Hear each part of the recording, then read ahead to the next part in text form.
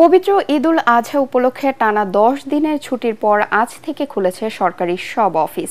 একই সঙ্গে আদালতের কার্যক্রমও স্বাভাবিক নিয়মে শুরু হয়েছে।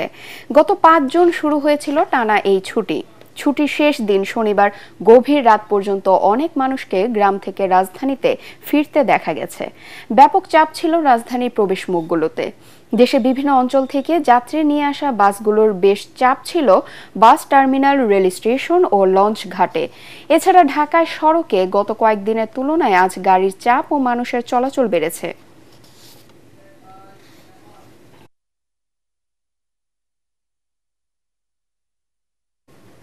ঈদের ছুটি শেষ হলেও ঢাকায় ফিরতে আজও যাত্রীদের চাপ কমলাপুর রেলওয়ে স্টেশনে। প্রিয়জনের সাথে ঈদের ছুটি শেষে ভোগান্তি ছাড়াই রাজধানীতে ফিরতে পেরে খুশি অনেকে। আবার ঈদের ছুটি না পাওয়ায় এখন অনেকেই ছুটছেন গ্রামের বাড়িতে।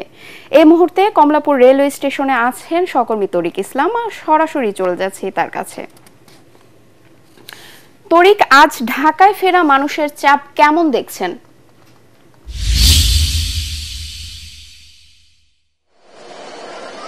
চিন্তিয়া, ধন্যবাদ আপনাকে। আপনি ঠিক যেমনটি বলছিলেন যে ঈদের যে টানা 10 দিনের যে ছুটি ছিল সেই ছুটি শেষ হয়েছে গতকালই, এবং আজ থেকে কিন্তু মানুষ পুরোদমে কিন্তু অফিস করছে বা রাজধানীতে কিন্তু তারা প্রবেশ করছে।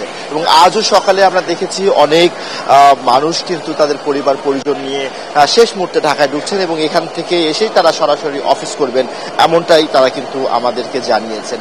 এই কমলাপুর স্টেশনটা অদ্ভুত এক জায়গা চিন্তিয়া।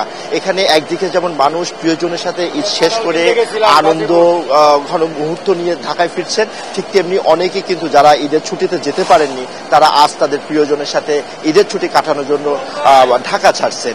তবে যে ট্রেনগুলো সকাল থেকে এখান থেকে ছেড়ে যাওয়ার কথা, সেই ট্রেনগুলো কিছুটা বিলম্বে কিন্তু ঢাকায় পৌঁছেছে, অর্থাৎ ঢোকার ট্রেনগুলো কিছুটা বিলম্বে ঢুকেছে এবং যে ছেড়ে যাওয়ার ট্রেনগুলো সেইগুলো কিন্তু কিছুটা প্রায় আধা ঘন্টা 1 ঘন্টা 40 মিনিট দেরি করে কিন্তু ছেড়েছে, যার ফলে কিন্তু এখানে অনেক যাত্রীদের দীর্ঘ সময় ভোগান্তি পোহাতে হয়েছে। তারপরেও কিন্তু তারা খুশি। তারা বলছেন এবারের লম্বা ছুটি ছিল, প্রিয়জনের সাথে লম্বা সময় ধরে ঈদের আনন্দ ভাগাভাগি করতে পারা, তাছাড়া এবার ঈদ যাত্রা সেটাও অনেকটা নির্বিঘ্ন থাকাতে সবার সাথে ঈদ করতে পেরে তারা একদিকে যেমন খুশি, ঠিক তেমনি ঈদের সময় অনেকে ছুটি পান নাই বা অনেকে যেতে পারেননি, ঈদের চাপ থাকে, সেই ক্ষেত্রে কিছুটা স্বস্তিদায়ক পরিবেশে ঈদের পরে তারা প্রিয়জনের কাছে ছুটে যাচ্ছেন।